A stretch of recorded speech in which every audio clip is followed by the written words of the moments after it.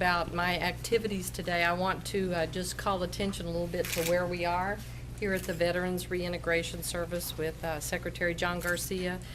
This center is a lifeline, frankly, for homeless veterans, providing them with food and shelter and the opportunity to rebuild their lives. Secretary Garcia has put together a whole continuum of services in the area so that homeless vets have opportunities to rebuild their lives. And I just wanted to mention that because we're in the Thanksgiving season, and I think it's a time for people to think of someone besides themselves. I actually brought with me today a clothes donation from my husband Herb to give to the clothing bank here. And I just want to remind New Mexicans that now's the time to maybe count your blessings, but also to reach out to somebody who may not be as fortunate as you are. So having said that, today I'm spending the day meeting with a number of cabinet secretaries. I just completed a short meeting with Secretary Garcia, talking to him about the Veterans Services legislative priorities, the things that they might need from the legislature. It was a great meeting, and he, if anybody's interested after, you can ask him about some of those priorities in education and providing opportunities for veterans. Regarding the speculation about the governor's appointment, is that why you're here? Regarding that speculation, I just want to say three things, and then I'll respond to some questions. But first of all, I want to say that I think Governor Richardson would be a terrific addition to to the Obama administration in a cabinet position. Secondly, I'm prepared to step in and take the lead at any time should he be called to service or for any reason. That's the lieutenant governor's job. And thirdly, I'm not going to have really any more official comments about that until we have an official announcement from either the governor or the Obama administration on that subject. So having said that, I'll respond to any questions you might have. How do you expect the news will surface? Is the news going to come from Obama first and then Richardson? Or is it possible that the governor might make an announcement first? I think you'd have to ask the governor that question about where if the governor would hold a press conference. I've been in close contact with the governor. We've stayed in close contact this last week, and we're going to continue to work together on our legislative priorities until there's an official announcement. I'd imagine the reason for not saying very much is because it's kind of important to respect the process. Can you go into that a little bit? Well, there's only one governor at a time, and the governor is Bill Richardson, and there's been no official announcement. So I think what's important here is to remember that the governor would be a great addition to the administration, and I'm prepared to step in and take the reins when the time comes. Lieutenant Governor. How many secretaries have you met with today?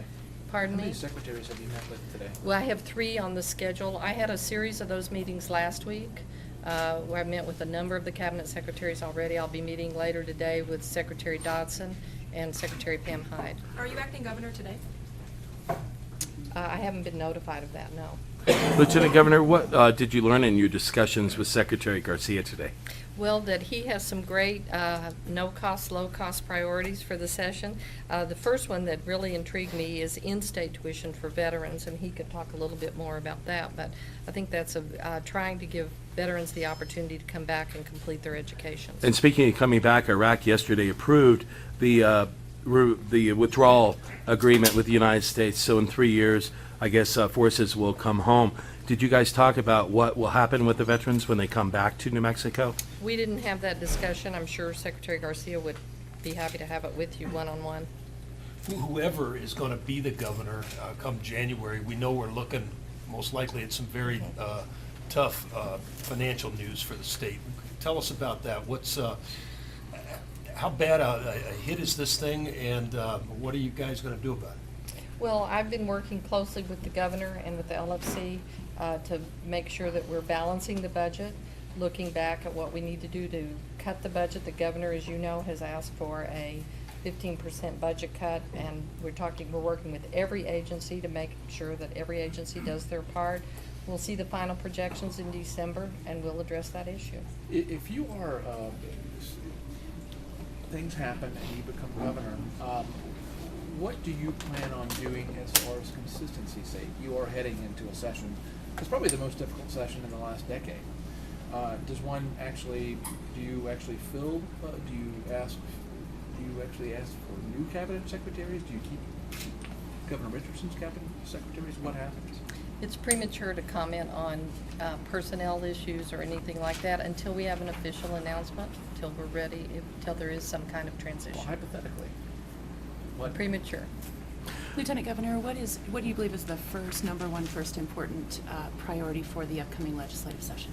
You know, I'm going to be working as Lieutenant Governor with the Governor on those issues. Our number one priority is making sure New Mexico is economically sound, fiscally, that we're paying attention to the budget, that we balance our budget.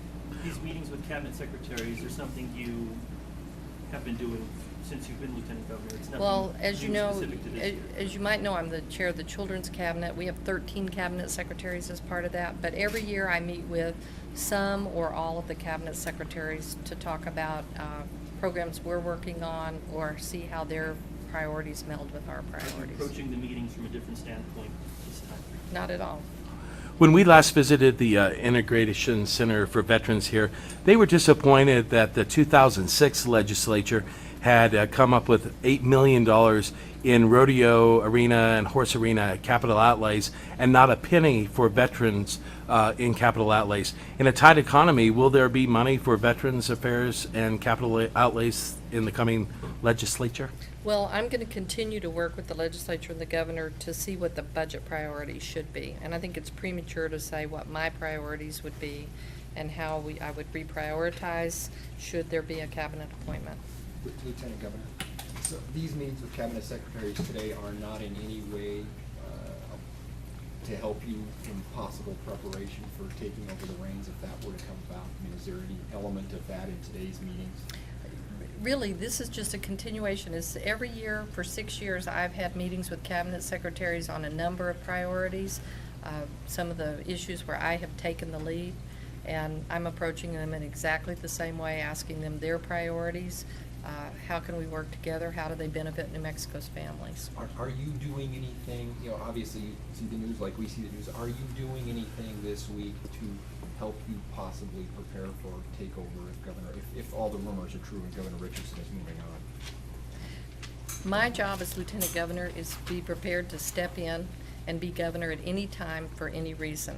I'm ready for that. How does one do that? I mean, how does one go about getting prepared for something that looks like it's going to happen? Well, as acting as Lieutenant Governor for 6 years, that's been the path of preparation should the need arise. I think the important thing to remember here is that there will be, if the governor is called to the cabinet, I'm ready to step in and lead, and there'll be a very smooth transition. What names are on your list for Lieutenant Governor? That's premature to talk about. There are probably a number of qualified people who I'd be interested in, but it's premature to. Has anyone gotten a wink and a nod? Is Has anyone gotten a wink and a nod from you? no, they haven't.